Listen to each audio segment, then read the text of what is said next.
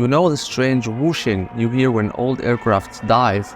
Now, can you guess what causes the sound? Some of you might say it is the result of the aircraft's friction with air, suggesting a flaw in the design of the aircraft. But you would be surprised when I tell you that the sound was a purposefully built-in feature to strike fear and terror in enemy troops whenever they heard it. The screeching was inherent in the design, as sirens were attached to the undercarriage of the plane, deliberately destined as psychological warfare. Known as Jericho's trumpet, no one who heard this in action will easily be forgetting it.